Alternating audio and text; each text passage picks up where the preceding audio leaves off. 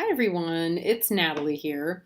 So I got a little carried away and made a really super long video about all kinds of fun things to do with swords that I've learned either through watching other people's videos and comments or through things that I've learned in the meantime since I filmed the original video with the hashtag. So I split them up into two different videos, and here's the second one. Enjoy. Um, I did, let's see, while we're here talking about, because I did not show the Indigo Alchemist Tarot swords last time. How's this for a mental, suit that is mental and mind oriented? There's our ace. I really love this ace. Very, very colorful, very beautiful, really active, intense, beautiful mind that is, as you can see here, let's see, up in here, and then on the sides like there, it's filled with the universe. There's the whole universe infiltrating and influencing this beautiful mind.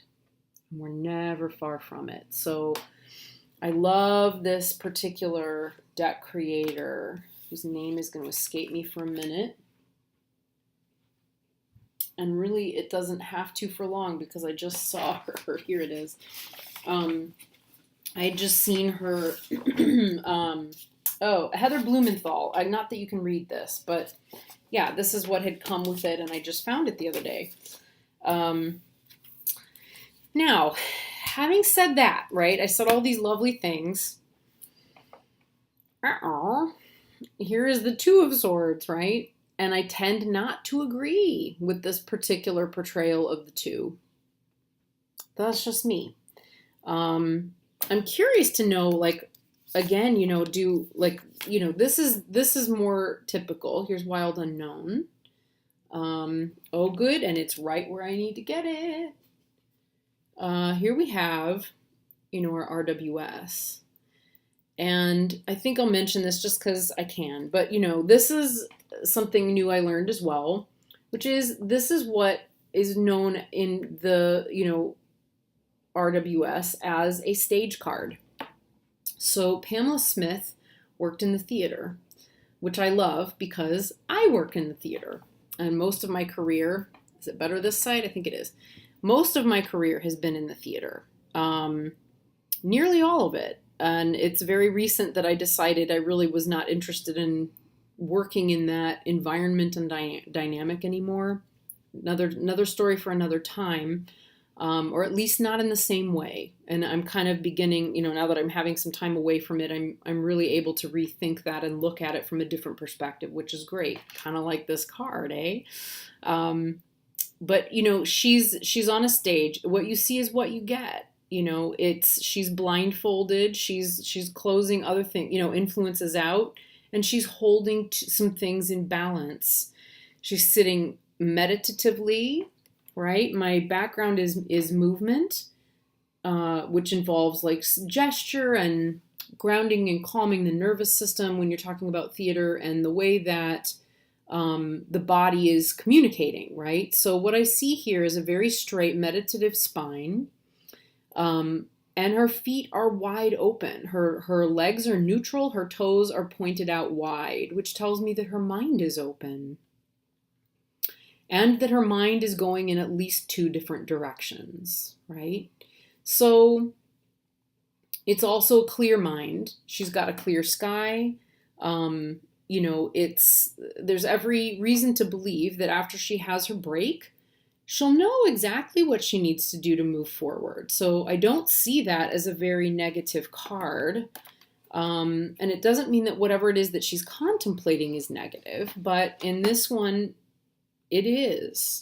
This one is not just embracing shadow so much as almost actively seeking it, which I'm not so sure about. So this Three of Swords, it's even gorier than what we usually see. Even gorier. So it's not even so much that it's just three swords going through a very traditional heart shape, right? it's going through an anatomical heart. It's spattering blood, which is then dripping down a wall, and it's like it's pinned that heart to the wall.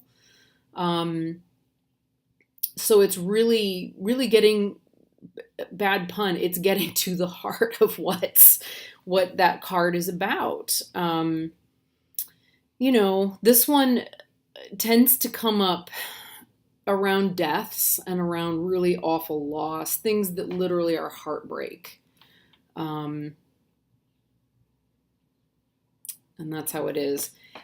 Here we have her Four of Swords, again, not too far away from a lot of the more traditional interpretations, although in this one the swords have turned from arrows into candles. The 5 is, verbal anger, and really the kinds of things that we throw carelessly out there in ways that are deeply unhelpful. Again, here we have our 5 of Swords. It is another stage card. So we've got this stage here, and we've got some dudes who are fighting something. The sky is not, it looks painted. It doesn't look like a real sky, which is not the way that the sky is depicted in every one of her, paintings, every one of the cards. But it is definitely like, it's not a smooth sky. And, the question in a card like this one is whether, I think at least for me, is he taking back what was his? Or did he best, did he find a way to best the other two guys? That's just me. But what you see is what you get, with the stage cards in the RWS. It's very simple, right? You think vaudeville, think, melodrama. It's just simple, right? It's a simple meaning. It's a bunch of guys who have had a sword fight, and either this guy took back his weapons that these two guys took from him, and he's getting his own stuff back, or there's just a really bad conflict, but the guy that has all the power right now is the guy wearing all the red.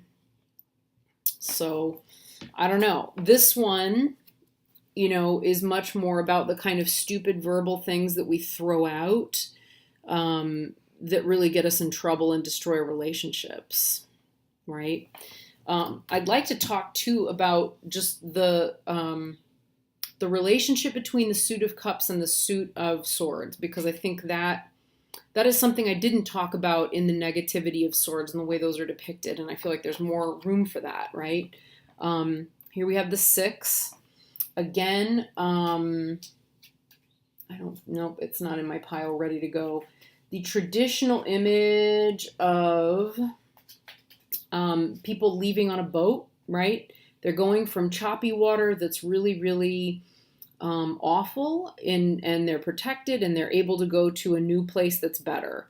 We don't know where she's come from, but she's going into the love and care of the universe, and it's a portal, right? She's definitely got a portal, kind of like what we often see with the 4 of Wands, right? Is this sort of beautiful, like a huppah that someone can travel through to go on to the next thing. And I think it's Veronica Jude. I'm pretty sure it's this one. Her phrase for the 6 of Swords is, when I don't struggle, I float. So it's finding the way to let go of the struggle because you don't need it anymore, and recognize that you're floating, floating further forward. Things are going to be better. The 7, I like the 6 in this one, actually. I like the 6. The 7 I also like. Possibly, if we're looking at 7s in terms of wisdom, keeping your mouth shut and not opening it, not saying anything, keeping secrets, gossip, wildness, whatever it may be, to yourself. I got an anxious doggy in here. That can be, that's definitely a form of wisdom. So we've got this one here. Eight of Swords, you know, very modern take on an old theme. And again, she's never abandoned. The universe is right there. She's got everything she needs. It's just a matter of lifting her head and looking, right? Here we go, another a very mental card. This one makes it very clear. You know, it is all mental. It's in the mind. And it's not just in the mind. It is in the mind in the form of, let's turn it in a way we can read it. In the mind in the form of really difficult thoughts. So you can see she's carefully buried words in here. So we have misery, panic, worry. I can't quite read. Anyway, panic, fear, suffering, depression, nervous, dread, sorrow. And we do, wrong way. We do need, you know, we do need to see that. We do need to see, we do need to find ways of accessing that darkness, that shadow, you know, in ourselves and find ways of facing it, right? It's critical. It's really something that we need. Benabel released a video, I guess yesterday, and I linked it to my other video in in a comment, and I'll list it here as well because I'm referencing it. It's about the way she constructed the Suit of Swords in the Spirit Keeper's Tarot. And she looks at both the Vitruvian edition and the original. And I do not have the original, but I have ordered the Vitruvian. And it's a very dark, and it's very intentionally dark. And the use of imagery really resembles either the RWS or borrows from RWS and the Thoth deck simultaneously in some ways. It's really beautifully done.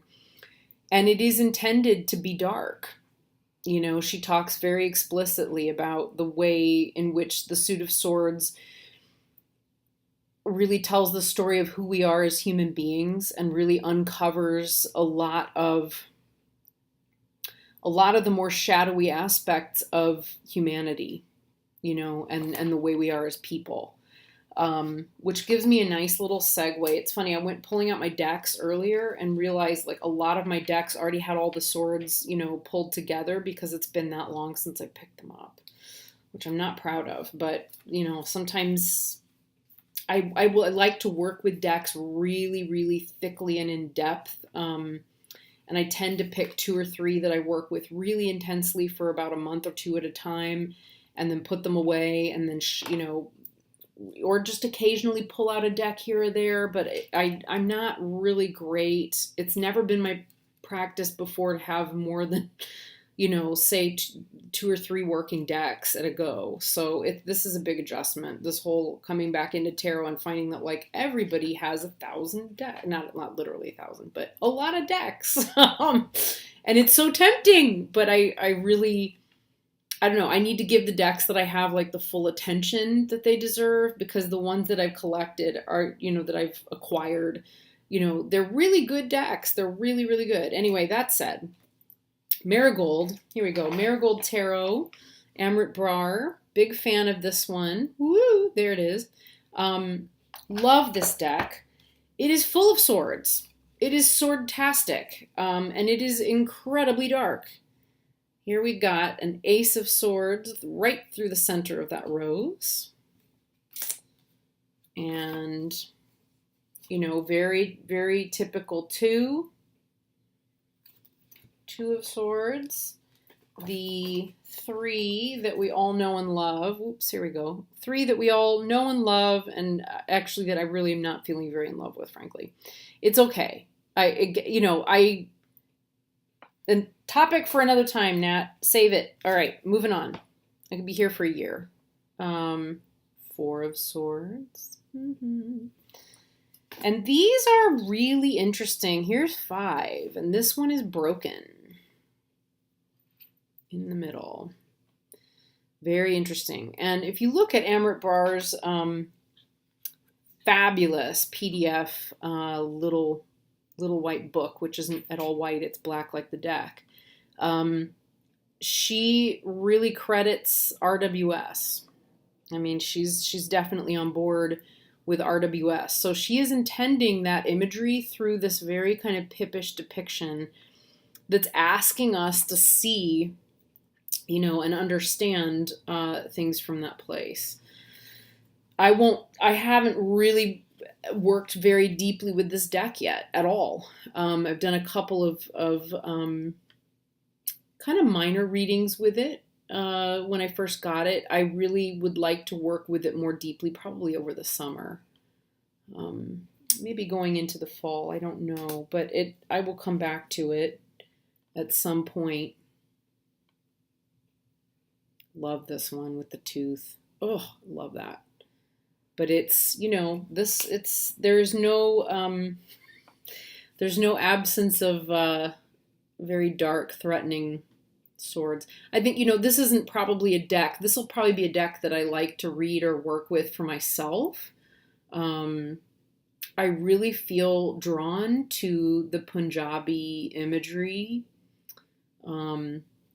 which is Punjabi, but very specifically also it's Sikh. Sikh, Sikh. That's talk about a negative 10 of swords, that's a tough one. And it's very, there's even blood dripping onto that sword at the bottom. She doesn't mess around, or even like the Page of Swords. Look at that guy. She's got some challenging imagery in this deck. The whole thing is full of swords. I mean, the suit of swords is definitely full of swords, obviously, but, looking at the death card, the sword comes out again for death. It's dark. It's definitely dark. And yet there's something about it that I can't explain because I haven't spent the time yet with it. And I'm sure that once I have, I really will be able to. But I find it almost enlivening and like bright and comforting in its darkness. I don't know how to explain that. Probably in the same way that when I'm being around people who are very sick and dying can be simultaneously really joyful, and remind you of why you're alive and why it's so beautiful to be alive. So, yeah, if that makes any sense. I don't know. I know that it may not. I know that a lot of people that I talk to don't get that, and that's okay. That's really okay. I think I think it's probably good that if your end of life doula feels that way, that it's probably makes you feel okay having them there, right? Maybe because it's not something that's like depressing them or making them feel worse, if that makes sense.